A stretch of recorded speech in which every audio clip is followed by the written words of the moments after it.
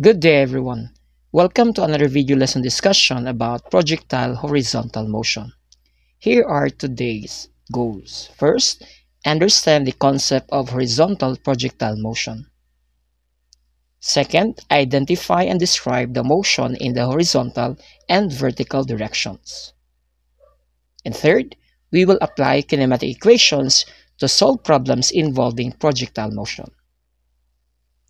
So here are the characteristics of horizontal projectile motion. First, the object is launched horizontally and not at an angle. Given these diagrams here, so we can identify which one is horizontally launched and which one is not. So for the basketball, we say there is an angle in which this ball is projected or launched. And that soccer ball is the one that is horizontally launched. Second characteristic is that air resistance is negligible or air resistance is minimized. In this setup, it makes gravitational force as the only vertical force that is acting on the object. Third, in horizontal projectile motion, the object is projected horizontally from a certain height with an initial horizontal velocity, and there is no initial vertical velocity. And take note of these two terms, horizontal and vertical. We're now going to do some concept check related to concepts related to horizontal projectile motion. So if you throw a ball horizontally and drop another at the same time, which one hits the ground first? And the answer, both these bodies will hit the ground at the same time. Another, if you throw a lighter ball horizontally on the table and freely drop a heavier ball at the same time, which one will hit the ground first? And our answer there is that both these balls will hit the ground at the same time. So you might be thinking why that ball will hit the ground at the same time. The red ball actually gains horizontal motion, that which makes up the same rate of fall at that of the green ball. Concept check number 3. If the same ball is thrown faster, will it fall farther? Yes, basically, the horizontal distance increases as the ball moves faster horizontally, but the fall of or the time of flight or fall time remains the same. Let us further analyze and describe projectile motion using horizontal and vertical component. We have here the initial horizontal velocity, also known as the VIX. So VI means initial velocity, X will represent the horizontal motion. And this horizontal motion is said to be constant. Why constant? Since we assume that there is no air resistance. Second, the horizontal acceleration or the acceleration of an object along the horizontal is equal to 0. Third, the horizontal displacement or Vx is equal to the horizontal velocity, which is the Vx, times the time of fall or the time of flight. Moving on, for the vertical component, we have the initial vertical velocity, or in symbol, it's VIY. VI for the initial, Y for the vertical component. And since the ball is launched horizontally, that means the VIY is 0. Next, the acceleration along the vertical direction, or the AY. AY is equal to G, which is the acceleration due to gravity. And the value of G is negative 10 meters per second every second. And the displacement along the vertical direction, also known as the dy, or the height of the projectile, can be attained using dy equals 1 half gt squared. And lastly, finding for the final velocity, final vertical velocity, or the VFY, is equal to acceleration due to gravity, g, times the total time of flight, or times the time of flight. And take note that this horizontal velocity is constant. So as the ball goes off from the table, it follows this path. And that VFY there, or known as the vertical velocity, the vertical or final vertical velocity just before the ball hits the ground. And your acceleration due to gravity is equal to negative 10 meters per second squared. Next, you have this. This is your vertical distance, also known as your dy, or the height of projectile motion, or that is to be determined using the equation 1 half gt squared. And another is known as the horizontal distance, also known as your dx, which is the range of the projectile motion, is equal to vx times time. Now let's put everything into practice. So let's have this sample problem. Let's say a ball is pushed horizontally off a 2-meter high table with a horizontal speed of 3 meters per second. Question: how far from the base of the table the ball will land?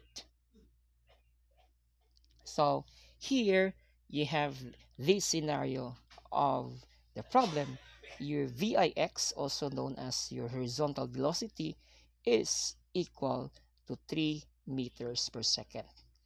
And the height of the table, also known as your dy, is 2 meters. Here you're asked to solve for the dx, or the range of the projectile, meaning the horizontal distance of your projectile motion. So first, in order for us to solve the problem, we have to use this GUPSA method. So G stands for the given. Now for the given, we will going to differentiate the x and the y component. X means horizontal and y means the vertical. So under the horizontal component, or the x component, the VIX, which is constant or equal to your Vx, that is equal to 3 meters per second. And the acceleration along the x, or the horizontal acceleration, is 0. Next is the given under the y component, or under the vertical component. We have here the VIY, which is equal to 0. Another, the acceleration along the vertical component is also known as the g, or the acceleration due to gravity, which has a value of negative 10 meters per second squared. And lastly, another given is the height, or the vertical distance, which is equal to 2 meters. So after determining and labeling the given, next we will identify what is asked in the problem. So the unknown is the dx, or known as the range of the projectile motion. Now we know that the formula solving for the dx is equal to vx, that means the horizontal velocity, times the time of fall. So based on the problem, we can, or vx, or the horizontal velocity, is given, but time is, or the time of fall, is not given in the problem. So our plan is to solve for the time. Once we know the time, then we can solve the dx, or the range of the projectile, using this formula. So step 1 is to find the time to hit the ground. Now, time can be identified under the vertical component. So this vertical component, given under the vertical component, are the one used in determining or in solving for the time of fall. So the given are VIY, the acceleration due to gravity, or G, is given, and same with the dy. So we will look for an equation where these values are part, or these quantities are part of the formula, including the time. So if you can recall our UAM equations, that can be solved using the formula dy is equals to VIY times time plus 1/2 GT squared. Okay, now since we know that VIY is 0, that means that one may be cancelled. So the equation now becomes dy equals 1/2 GT squared. And diy is equals to GT squared over 2. Then cross multiply, that makes it GT squared is equals to 2 dy. So since we're looking for time alone, so divide both sides by g. Time equals, or t squared equals 2 dy over g. So get the root of the times, and that makes the equation for time as square root of 2 dy over g. So substituting the values, now we have 2 times dy, on the dy there is 2 meters, so we use -2 because we assume that the height is from the top of the table down to the ground, so it's -2 divided by g, which is equal to -10. It's also important to consider the dy as negative, so that we end up with a positive value for time. So 2 times -2 divided by 10, that means 4 divided by 10, and square root of which is equal to the value of time, which is 0.63 seconds. And step 2 now is to find the horizontal distance. So with this, you can now find for the horizontal distance, or the formula for dx, which is Vx times time. Since we already have the value for time, so we can directly solve for the range, or the dx.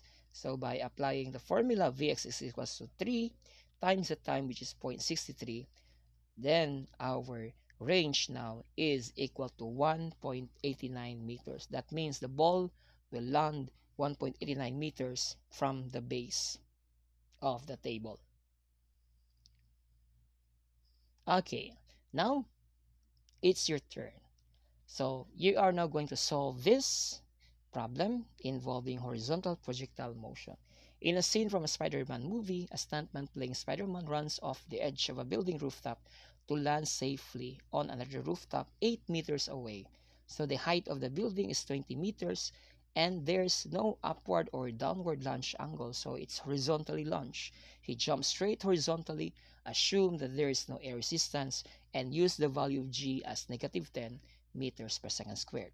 So you have to look for the following: A, the horizontal velocity needed to make the jump, and B, what's the final vertical velocity just before it lands, or just before landing on the other building. Okay, so kindly solve this problem on your own and write your answer in your science notebook. Thank you for your time, thank you for your cooperation, and always remember, King Juan Learning. Keep going, keep growing, embrace learning.